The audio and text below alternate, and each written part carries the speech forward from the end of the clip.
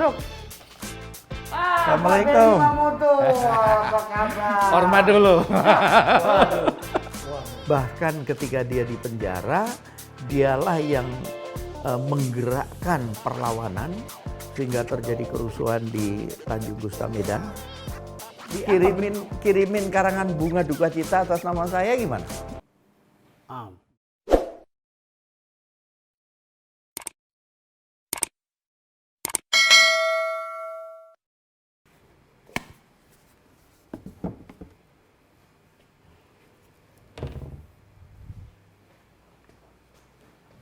Hai guys, excellency hadirin hadirat, Om Wai kali ini sedang menunggu tamu penting. Beliau adalah sekarang posisinya nih Ketua Kompolnas, Komisi Kepolisian Nasional, yang juga dulunya sebagai deputi dari Badan Narkotika Nasional atau BNN.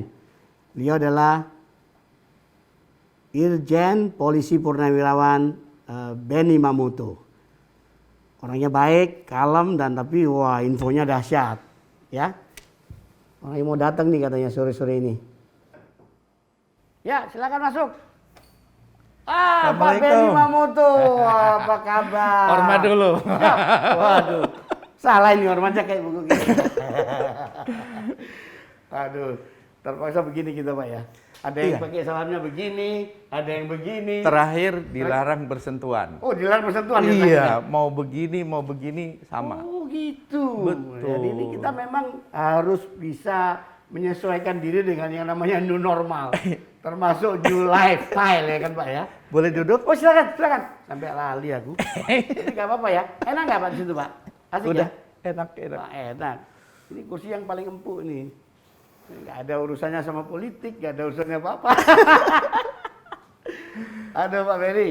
Aduh. Jadi boleh kita buka ya? Kan jauh kan ini kan 2 meter ya? 2 meter lebih Pak. 2 meter lebih nih, alhamdulillah.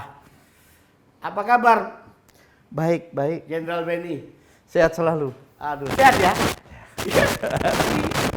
Resepnya apa selama pandemi COVID ini Anda barangkali punya tips nggak untuk bagaimana menjaga kebugaran? Iya. Menaikkan imun istilahnya. Yang jelas protokol kesehatan harus disiplin. Itu satu. Iya. Kemudian kedua olahraga. Wah, olahraganya apa Bos? Treadmill. Oh, treadmill. Iya. Oke. Kemudian ya biasa push up, sit up segala macam itu makanan rutin lah ya. Itu tiap hari Pak? Tiap rutin? hari. Wah, top guys. Top nih. Kemudian juga asupan. Ya, jadi dokter kan bilang makan. Akhirnya jadi gendut. Berat badan naik. Yang penting sehat. Kemudian yang berikutnya ini yang sering kadang orang lupa. Kita harus selalu optimis, berpikir positif. Menghadapi masalah itu harus selalu berpikir yakin ada solusi. Iya. Harus sabar. Oke. Nah, Iya. ya itu yang harus kita lakukan. Oh, vitamin Ya, minum ya? termasuk suplemen itu. Suplemen ya kan? Iya, Pak? iya. Bukan ngomongin sponsor, jangan dulu nggak ada sponsor sini kita. Belum ada sponsornya. Tapi kalau mau sponsor ya boleh lah. Jadi itu ya, jadi berpikir positif, olahraga.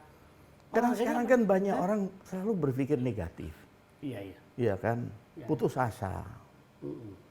Nah itu justru yang akan mengurangi imunitas kita. Iya Pak Benny. Padahal Pak Benny umur berapa sekarang ya?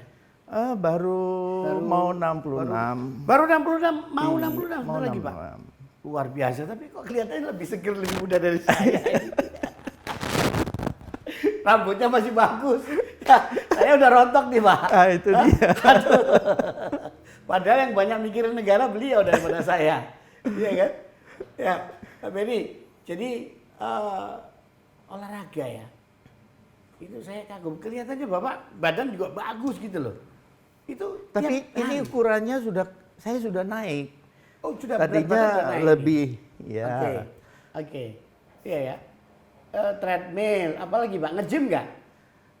Nge-gym situasi seperti ini kita hindari Nggak punya lah. gym pribadi barangkali. Oh enggak. Enggak ya. Paling treadmill saja. Oh, treadmill aja. Ya. Apa goes? Goes sekali-sekali lah. Tapi ya kembali, udara di luar juga tingkat polusinya tinggi. Artinya ini yang mungkin perlu ditiru oleh excellencies ya. Olahraga rutinnya ini apa Pak? Memang harus disempatkan kok, harus makanan sehari-hari itu gimana? Betul, itu pertanyaannya bagus. Kita harus memanage waktu sedemikian rupa. Ketika kita sibuk sekali di sela-sela atau kalau pagi nggak sempat karena ada rapat, ya sore kita sempatin. Atau pas Sabtu Minggu kita genjot dengan sedikit lebih berat olahraganya. Karena kalau tidak, kita banyak duduk di kantor, di mobil, jarang bergerak. Itu akan menimbulkan masalah tersendiri. Bahkan saya kadang kalau di bandara Soekarno-Hatta itu kan dikenal bandara tempat olahraga. Karena apa? Dari terminal ini ke terminal ujung jauhnya minta ampun. Meskipun disiapkan fasilitas, saya enggak. Di situ saya jalan cepat. Oh, jalan cepat ya? Iya. Naik tangga. Jadi ada lift tapi ada tangga. Saya kadang pilih tangga. Oh gitu. Kan bergerak. Iya. Jadi nggak mau dimanjain fasilitas yang Oh ada. jangan. Loh soalnya jenderal, kalau jalan kaki kan sayang nih. Harus disiain nanti. Oh dari kan ada golf car di situ. Dari dulu, dari masih aktif sampai sekarang, saya tidak pernah pakai ajudan, tidak pernah pakai pengawal. Serius Pak? Ya serius. Ketika saya di BNN, adakah ajudan? Nggak ada. Meskipun diancam sana sini. Ketika saya di Satgas Anti Teror, kemana-mana jalan aja sendiri. Oh, Bapak, ya ini yang mungkin perlu Om kenalkan sekalian ya. Om Wai mau perkenalkan siapa beliau ini. Barangkali belum banyak yang kenal ya kan. Beliau ini adalah, kalau sekarang kan adalah Ketua Kompolnas, Ketua Harian Kompolnas, Komisi Kepolisian Nasional ya. Sebelumnya beliau menjadi Deputi Pemberantasan di BNN. Deputi Pemberantasan di Badan Narkotika Nasional atau BNN. Ya. Iya kan Pak? Ya. Sebelumnya lagi saya di Interpol. Oh di Interpol juga? Iya. Ini urusan antar negara internasional ya? Oh. 2 kali saya di Interpol. NCB apa itu Pak istilahnya? NCB Interpol. Oke. Ya. Terus sebelumnya lagi? Di Bareskrim. Di Bareskrim. Wakil Direktur Ekonomi Khusus. Iya. Tapi di sela-sela itu ada Anda masuk di apa istilahnya? Satgas. Apa istilahnya? Di Satgas Anti Teror. Satgas Anti Teror ya? Memang ketika saya tugas di Korserse, dulu namanya Korserse ya. Itu tahun 2000. Saya masuk ke sana, itu saya dapat tugas dari Kakorserse untuk menginterview para teroris di berbagai negara. Singapura, Malaysia, Filipina, Australia, sampai ke Afghanistan. Wow. Nah dari situlah saya dapat banyak pengetahuan, pengalaman bagaimana menghadapi teroris. Maka ketika bom Bali meledak, itu saya lagi ada di Pakistan, di Karachi, mau terbang ke Kabul, Afghanistan.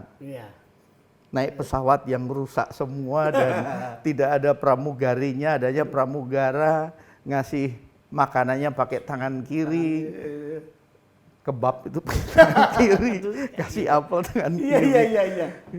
Aduh. Penumpangnya cuma berapa orang ya, begitu lihat jendela keluar isinya pegunungan, tandus, begitu mau mendarat lihat tank, lihat bangkai pesawat, bangkai truk, bangkai mobil segala macam. Nah itu sudah saya alami. Wow. Jadi setelah itu baru begitu kami di Karachi bom Bali meledak, saya langsung ngomong pelakunya kelompok ini. Anda langsung bisa? Iya. Karena ketika kami berjalan keliling itu, kami sudah dapat masukan ataupun informasi tentang strategi mereka. Jadi saya langsung sampaikan kelompok ini dan betul. Betul. Dasarnya apa itu Pak? Dasarnya apakah Anda sudah menginvestigasi sebelumnya? Apakah sudah ketemu dengan mereka atau bagaimana? Ketika saya memeriksa para tahanan di Singapura, Malaysia, Filipina. Di situ sudah terungkap Itu bahwa teroris-teroris yang sudah diputuskan bersalah atau bagaimana?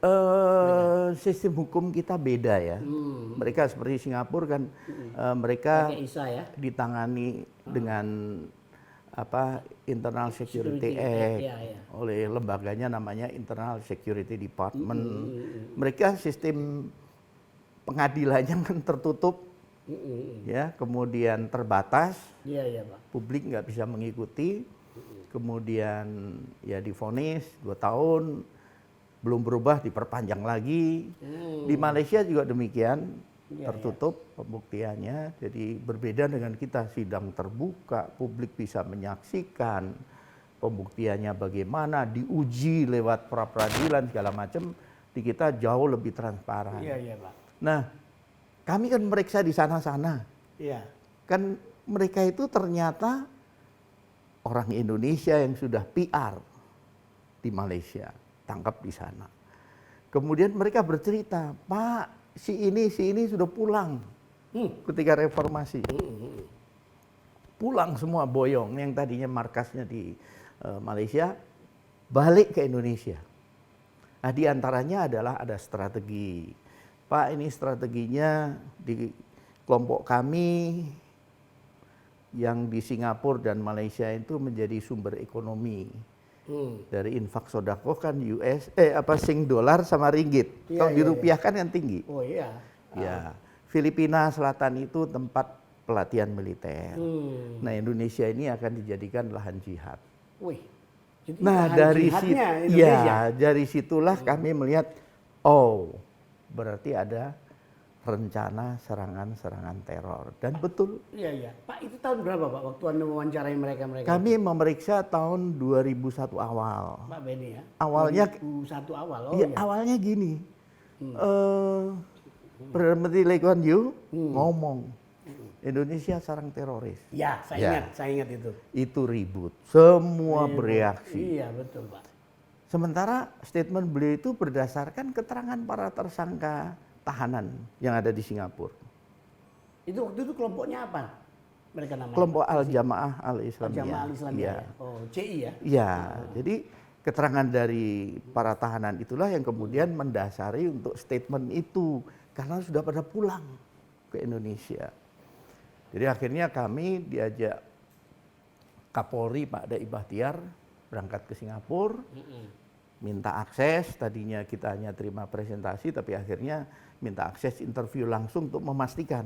Dan betul, Pak, saya ngebom di Batam, Desember tahun 2000, orang Singapura.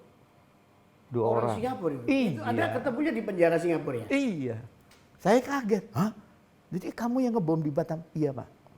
Nah, baru dia cerita. Yang hadir di sana Muklas, ini dan sebagainya. Amrozi dan sebagainya. Iya. Nah, disitulah kami jadi tahu peta besarnya. Iya. Yang terlibat bom di rumah Dubes Filipina 1 Agustus tahun 2000. Si ini. Di kedutaan itu ya? Iya. Rumah duta besar Iya. waktu itu ya? Oke. Itu semua kami dapatkan selama kami interview di Singapura. Kemudian lanjut kami ke Malaysia. Iya Pak. Nah, kepala polisi Malaysia ini sekarang teman baik karena waktu itu beliau masih ya selevel AKBP lah. Jadi kita tiap sekarang saat jadi Kapolrinya sana. Iya. Kepala polisinya Malaysia. Kepala polisi ya? Malaysianya. Nah, setelah dari sana berkembang kami ke Filipina. Yang kami kaget adalah ketika kami ke Australia. Ada warga negara Australia namanya Jack Rose, itu jaringan Al-Qaeda. 3 tahun tinggal di Cempaka Putih. Ayo. Aduh. Kita nggak tahu. Namanya? Jack Rose. Jack Rose, orang Australia. Dia orang Al-Qaeda. Covernya dia ngajar bahasa Inggris. Oh, jadi Istrinya orang sini. oke. Jadi kita semua nggak tahu. Tahunya dia yang ngajar bahasa Inggris. Kemudian terungkap lagi Umar Al-Faruq. Lama di Poso, lama di Palu. Kita nggak tahu. Itu orang mana itu? Itu orang Arab, tapi itu jaringan Al-Qaeda. Iya. Akhirnya, Tapi dia beroperasi di Poso. ya Poso, Palu. Okay. Palu. Istrinya di Bogor. Oh iya, oke. Nah akhirnya, Yang ditangkap di Bogor tuh ya? Iya. Iya. Oke. Akhirnya kemudian setelah deportasi ada di Afghanistan. Waktu itu kami memerlukan keterangan dia untuk pembuktian rencana pembunuhan pejabat tinggi RI lah. Bukan dibawa ke Guantanamo dia, Pak? Enggak, waktu itu ke Afghanistan. Balik ke Afghanistan, ya. Oke. Akhirnya saya ke sana. Oke. Saya dengan Pak Arianto, kita menginterview dia untuk pembuktian di pengadilan. Karena dia ternyata dulu pernah merancang bersama Muklas untuk targetnya adalah VVIP. Nah itulah gambarannya, sehingga dengan pengalaman itu semua, ketika meledak bom Bali 1, saya pulang dari Afghanistan langsung ke Bali. Nah, di Bali kita melihat teman-teman masih menangani, kami pulang. Nah begitu tertangkap Amrozi, dia bungkam 15 jam, tutup mulut. Waduh. Nggak mau ngomong dah. Nggak mau ngomong. Akhirnya saya ditelepon tengah malam oleh Pak Goris. Ini ada orang namanya ini. Saya langsung sebut, Pak hati-hati. Kalau dia bunuh diri selesai cerita. Tolong dijaga. Paginya saya terbang. Setelah saya terbang, ketemu dia. Ya nggak sampai 2 jam sudah terungkap. Anda rayu apa, pakai kata-kata apa itu sampai akhirnya mau buka suara? Jadi Amrozi, ya? memang dalam rangka menangani para teroris ini, orang selalu berpikir bahwa pasti ditekan, pasti digebukin, pasti diintimidasi. Saya mempraktekkan hal yang sebaliknya. Tidak ada itu caci maki, tidak ada menghina, tidak ada kemudian menunjuk-nunjuk muka, tidak ada gebrak meja, boro-boro kekerasan. Saya sering menggunakan istilah, kalau dalam disertasi saya di program doktor di UI itu, pendekatan budaya. Jadi guys, excellencies, ini perlu juga diketahui, Pak Benny Mamoto, ya kan, berdasarkan pengalaman sudah mewawancarai banyak teroris di mana-mana, ya kan. Kemudian itu dijadikan bahan untuk disertasi. Disertasi saya. Ambil S3 ya. Di mana, Pak? Di program doktor kajian ilmu kepolisian Universitas Indonesia. Di UI, ya kan? Ini hasilnya pasti cum laude pasti hasilnya. Dan itu mungkin penelitian pertama ya. Iya, Pak. Ketika itu orang masih bingung, ada nggak sih JI? Ini udah dibukukan belum? Hasil disertasinya, Pak. Kalau boleh, banyak yang mendorong untuk boleh segera kita cetak ya, dibukukan. kita cetak ini. Ya. Pak, dibukukan, Pak. Saya bantu nanti. Karena itu ternyata juga menjadi rujukan. Banyak agensi lain dari luar bertanya ke saya, kenapa Anda bisa membuat orang itu kemudian mengaku tanpa melakukan kekerasan seperti apa yang terjadi di Guantanamo. Di Guantanamo apa yang dipublish baik berupa foto maupun temuan-temuan itu kan kekerasan yang digunakan. Kalau kami sebaliknya. Saya justru malah belajar dari mereka-mereka yang saya periksa. Apa yang Anda belajar? Contoh begini. Ada tokoh namanya Zulkarnain yang ketangkap di Lampung. Itu panglima askari atau panglima militernya lah. Tertinggi dia. Orangnya smart, low profile. Semua yang saya periksa ini anak buahnya tuh cerita. Saya paling segan.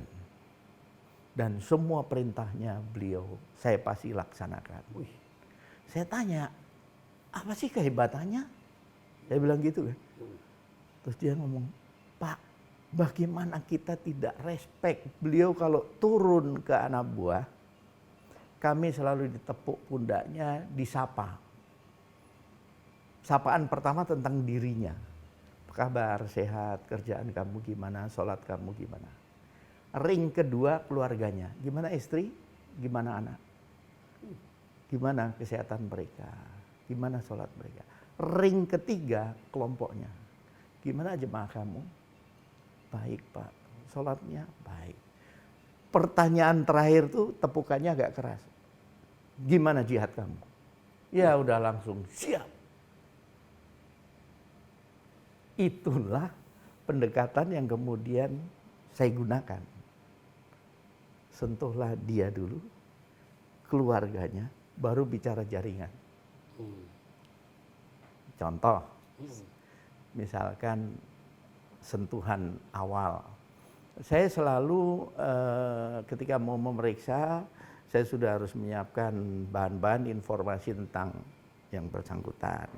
Dan ketika saya meriksa, saya selalu menanyakan figur-figur lain untuk saya korek informasinya, untuk saya mendapatkan clue untuk ketika saya berhadapan dengan mereka. Itu kebiasaan saya. Maka dulu saya dijulukin oleh teman-teman kamus berjalan. Mau tanya jaringan ini, larinya ke saya.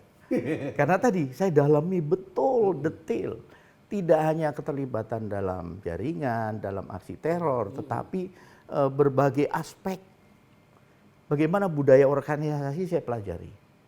Bagaimana komunikasi atasan bawahan. Bagaimana atasan mau memutuskan sesuatu.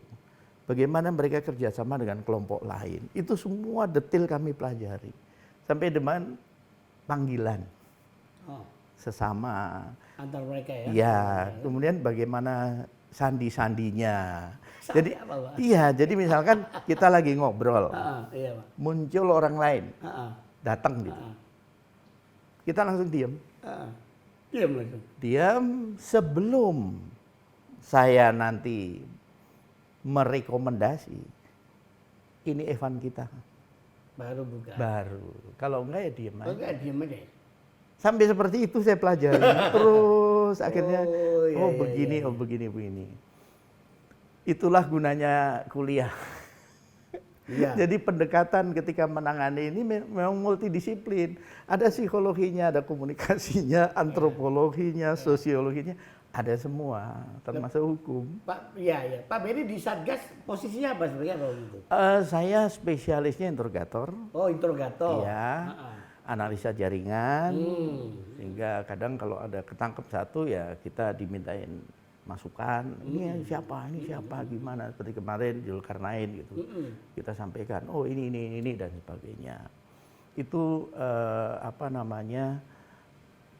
diperlukan karena kalau tidak ada regenerasi, nanti putus. Iya, Pak. Jadi kita yang lebih tua, lebih senior, yang lebih dulu, biasanya kita secara estafet memberikan. Adik-adik sekarang juga pendekatannya sama. Ketika memeriksa, nggak lagi pakai cara-cara bayangan orang itu dengan kekerasan itu, enggak. Nah yang harus dibedain. Kekerasan seperlunya aja gitu, Pak ya. Gini, yang harus dibedain itu begini. Antara proses penangkapan dengan ketika sudah masuk ke proses pemeriksaan. Di penangkapan mereka ingin mati. Ingat nggak Pak Tito bilang mereka ditangkap hidup malah nangis-nangis. Kenapa nggak ditembak sih? Saya kan ingin masuk surga. Saya ingin mati syahid.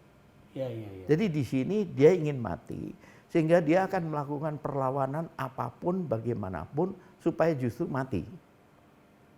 Sementara aparat kan juga nggak mau mati. Nah disinilah kadang terjadi kekerasan, penembakan, kemudian penggerbekan segala macam. Kadang ketika proses melumpuhkan, rebutan senjata dan sebagainya itu terjadi. Tapi ketika sampai di kantor untuk pemeriksaan sudah lain pendekatannya.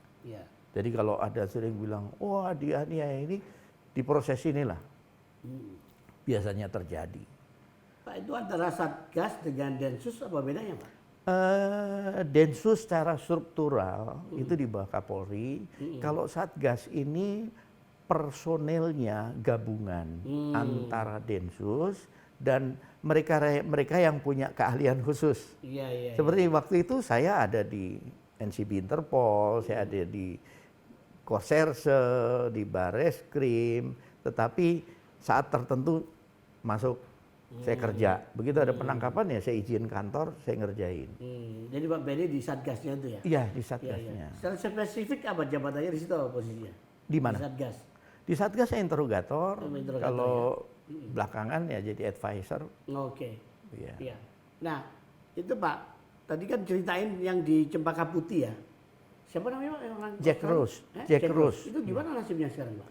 Jack Rose ada di Australia dan nah waktu itu kenangan yang nggak bisa saya lupakan. Saya terbang ke Australia di Perth. Saya sedang meriksa dia. Sedang meriksa dia kan ada TV sebelah sana wajahnya dia, TV sebelah sini CNN. Ketika kita sedang meriksa serius gitu, tiba-tiba saya lihat di CNN itu ada asap mengepul ke atas. Ternyata bom kedubes Australia. Akhirnya semua panik dari via AFP-nya, ini gimana untuk diberangkatkan Satgas ke Jakarta. Jadi akhirnya pemeriksaan waktu itu tertunda karena semua yang melayani kita juga pada sibuk untuk Satgas mereka berangkat ke Jakarta untuk membantu. Nah, inilah yang perlu kita waspadai bahwa keberadaan orang-orang asing di Indonesia memang betul-betul harus diidentifikasi dengan baik. Profesinya apa, kemudian latar belakangnya apa. Kalau sekarang kan dengan mudah kita lewat Google bisa mengecek. Karena apa? Ketika mereka menggunakan cover yang tepat, kemudian bisa beradaptasi dan diterima lingkungan, ini bahaya sekali. Lebih-lebih kalau dia pelan-pelan bisa mempengaruhi lingkungan, itu bahaya sekali. Nah, ngomong Jack Rose tadi, Pak. Jack Rose ya, JACK, Jack ROSE, Rose, Jack Rose. Nah, tahunya Bapak kok dia kemudian menjadi ternyata seorang gembong bagaimana? Jadi begini, kami diberi informasi oleh Australia bahwa dia menangkap orang itu ditangkap ketika surveillance kedutaan Amerika dan kedutaan Israel. Pakai kamera di mobil, bolak-balik, tertangkap CCTV. Di Australia itu ya? Iya, tertangkap CCTV, kemudian diidentifikasi mobilnya, orangnya, akhirnya ditangkap. Digeledah ternyata ditemukan dokumen-dokumen, bukti-bukti, serta beberapa benda-benda yang itu dicurigai untuk kepentingan untuk menyerang. Nah, akhirnya jejaknya dia, perjalanan dia ditemukan 3 tahun di Jakarta. Makanya kita diundang ke sana, diberi akses untuk nantinya terjadi pertukaran informasi. Bahan yang dari sana kami bawa ke Jakarta untuk didalami. Nah, kami bisa membantu melengkapi dia. Disitulah saya kaget. Dia beberapa kali ketemu Al-Qaeda, kemudian ketemu langsung sama Bin Laden, kemudian dia ketemu punya jaringan dengan JI. Ketemu sama di mana itu Pak? Di Afghanistan. Di Afghanistan. Oke. Nah itu yang surveillance yang kemudian ditangkap oleh aparat keamanan di Australia itu orang Australia juga. Ya itu Jack Rose ini. Oh si Jack Rose ini. Jack Rose ini. Oh, dan dari situ terus kemudian diketahuan dia pernah ke Indonesia gitu. Ya, lama di Indonesia. Lama di Indonesia. Ya. Oh, oke. Dan jadi Anda kemudian artinya belum sempat ketemu Jack Rose di Jakarta, Pak ya? Belum ya? sempat. Oh, informasinya dari informasi Australia, kita diberi akses untuk memeriksa langsung di sana. Nah, data-data di sana kita bawa ke Jakarta. Nah, Anda ketemu Jack Rose itu di sana? Ketemu. Di mana? Sydney? Di Perth. Di Perth ya? Ketemu terus memeriksa dia. ngaku dia? Iya. Ketawa. Apa ya? Ketawa. Iya. Karena dia sudah bisa beradaptasi dengan budaya lokal di sinilah, bagaimana keramah tamahan, bagaimana dia memberi kursus bahasa Inggris ke anak-anak di Indonesia begitu. Dia orangnya bagaimana Pak penampilannya Pak? Saya maaf ya baru tahu nih apakah ada pakai atribut-atribut seperti layaknya di Timur Tengah atau bagaimana? Enggak. Jadi gimana klinis? Nah, mungkin karena waktu itu statusnya tahanan ya, jadi bajunya tentunya menyesuaikan dengan ketentuan di sana. Tetapi kalau penampilan fisik itu ya seperti orang pada umumnya. Nah kemudian dia ngaku nggak selama di Indonesia, berapa tahun di Indonesia dia? 3 tahun. 3 tahun tuh melakukan apa saja dia ngaku? Dia lebih banyak berkomunikasi dengan jaringan di sini. Kemudian ya ada beberapa orang yang dia sebut. Tapi ya supaya tidak menyolok, sambil nyari pendapatan dia buka kursus bahasa Inggris. Oh, nah peran dia apa, sebagai apa dia sebenarnya? Dia menjadi penghubung dengan Al-Qaeda. Tetapi ketika pulang ke Australia, dia justru merancang untuk bagaimana membangun serangan ke kedubes Amerika dan Israel. Wow, orangnya gimana sih Pak? Orangnya meyakinkan nggak sebagai seorang teroris atau nggak kelihatan?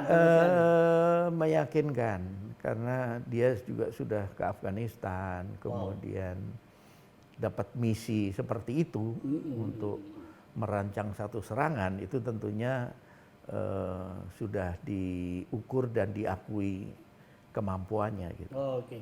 Terus keluarganya bagaimana? Ada istrinya orang Indonesia gimana Pak? Ketika itu memang kita cross check ke sini ya ada, tapi istrinya pun kaget. Istrinya juga tahu berarti? Nggak tahu. Istrinya nggak tahu? Nggak tahu. Dahsyat nih orang.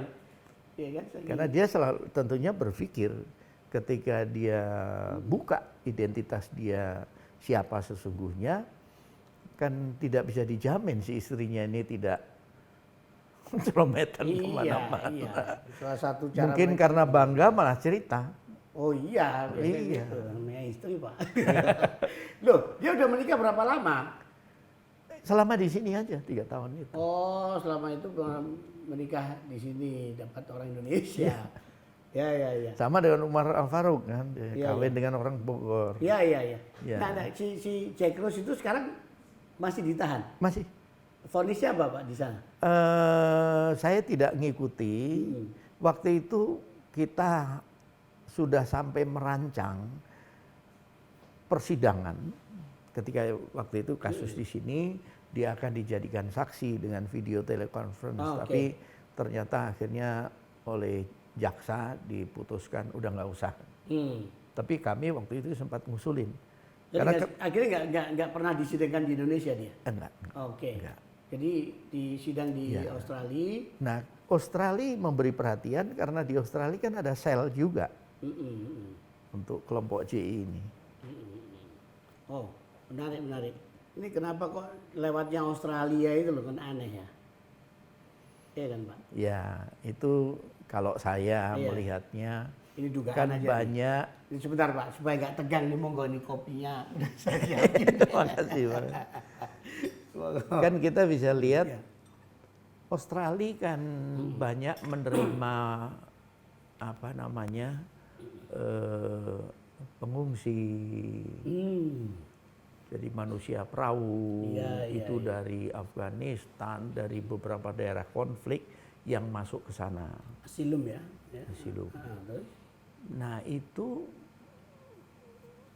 ada potensi untuk terjadinya tumbuh berkembangnya sel-sel di sana. Karena terbukti kan beberapa kali dilakukan penangkapan. Ada yang sampai menusuk orang bertubi-tubi segala macam. Jadi ancaman di sana ada. Ya. Ini Jack Rose asli orang Australia Pak? Iya, orang Australia. Ya. Saya kira orang Timur Tengah yang kemudian menjadi warga negara Australia, bukan ya orang Australia. Bule ya. Ya bule memang. Bule ya. Iya. Oke. Lalu setelah Jack Rose ada cerita tadi Omar Al-Faruq. Al-Faruq saya ingat juga ditangkap kalau tidak salah waktu di masjid di Bogor lah waktu itu. Iya. Benar, sama Pak Andika Perkasa waktu itu ya Pak ya? Saya nggak ngikuti ya. Tapi tau-taunya sudah diterbangkan. Diterbangkan ke Afghanistan. Bapak ketemu sama di Omar Al-Faruq di Afghanistan. Iya.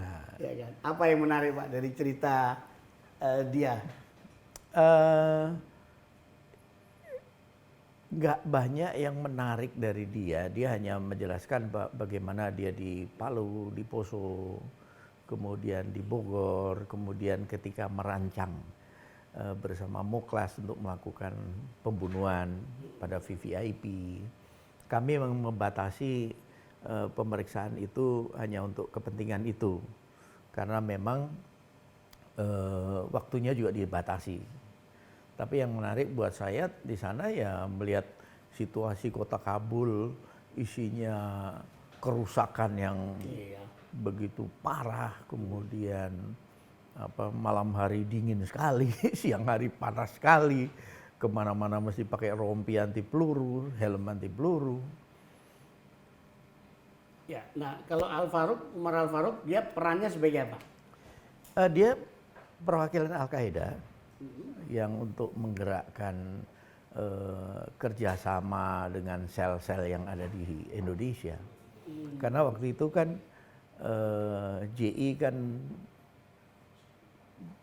berbaiah kepada Osama bin Laden, sehingga apapun fatwa yang dikeluarkan Osama bin Laden ya diikuti. Nah, Umar Al-Faruq waktu itu di Indonesia, khususnya di Bogor, atau ngapain aja dia? Dia berkomunikasi terus dengan jaringan-jaringan yang ada di sini. Jadi ketika selama di Poso, di Palu, orang juga nggak banyak tahu. Karena kembali mereka itu pinter bagaimana sih untuk membuat cover sampai tidak ketahuan aslinya. Sebagai contoh begini, saya pernah ke Freeport, ada satu orang ditangkap, itu keturunan Arab, dia mampu menyusup sampai masuk ke Freeport dan tinggal bersama karyawan di dalam. Bagaimana dia sabar menunggu, dia tinggal di satu musola, tinggal di sini, bergaul sama-sama karyawan. Ini masih di Timika nih, bergaul sama yang bawa bus, bergaul sama penumpang. Akhirnya dia masuk di dalamnya, lolos sampai ke dalam. Wow. Dan ketika digeledah ditemukan cara membuat bom, buku-buku tentang jihad dan sebagainya. Kalau itu tidak terdeteksi bisa terjadi serangan di dalam. Al-Faruq itu warga negara mana, Pak? Arab. Arab mana? Uni Emirat Arab, Kuwait atau Saudi atau mana dia? Di Saudi ya. Saudi ya? Ya. Ya waktu itu memang sempat rame soal penangkapan dia. Iya. Lalu lintas keuangannya bagaimana ya, dapat logistik segala macam mereka itu ya? Jadi ada satu lagi, waktu saya di BNN, ada warga negara Afghanistan masuk ke Indonesia, kita tangkap di bandara. Orangnya tinggi, 2 meteran lah. Keluar dari pesawat tuh sampai bungkuk begini, besar. Nah, dia pakai pakaian seperti orang Afghanistan gitu. Kita tangkap karena ada informasi dia sedang membangun jaringan pemasaran narkoba di Indonesia. Kita tangkap dasarnya visa palsu. Nah, karena kita periksa nggak berkembang, kita deportasi. Apa yang terjadi? Ternyata dia adalah bagian dari sindikat besar narkoba Afghanistan dan linknya ke terorisme. Oh, jadi bayangin, ada link narkoba dan terorisme? Ada, narkoterorisme. Ada sumber pendanaan terbesar. Dan di Indonesia sudah terjadi. Fadli Sadama yang ditangkap dalam kasus perampokan Bank CIMB Medan. Waktu itu dia lari ke Malaysia, kita minta tolong via polisi Malaysia menangkap, dikirim ke Indonesia. Kita jemput, terungkap bahwa kerjanya dia menyelundupkan sabu dari Malaysia ke Medan. Hasil penjualannya, uangnya untuk beli senjata di Thailand Selatan, Patani, diselundupkan ke Aceh, kemudian digunakan untuk pelatihan di Jangto Aceh, plus untuk perampokan bank. Sebagian lagi senjatanya sudah dikirim ke Jawa. Itu sudah narkoterorisme. Bahkan ketika dia di penjara, dialah yang menggerakkan perlawanan sehingga terjadi kerusuhan di Tanjung Gusta Medan, lapas, dan dia lari. Di lapas toh itu ya? Iya, dia lari ke Malaysia. Iya, iya. Akhirnya berkat kerjasama yang baik dengan Malaysia, ketangkap lagi, dibawa ke Indonesia lagi. Jadi narkoterorisme sudah ada di Indonesia. Siapa namanya tadi Pak? Fadli Sadama, Fadli Sadama. Iya. Orang warga negara. Indonesia. Oh, warga negara Indonesia ini? Iya. Oh, jadi yang dulu sempat rame apakah pembobolan atau perampokan di CIMB Medan. Medan itu apakah perampokan murni, kriminal murni, Ya. ataukah ada terorisme kan? Ternyata Teror, itu teror.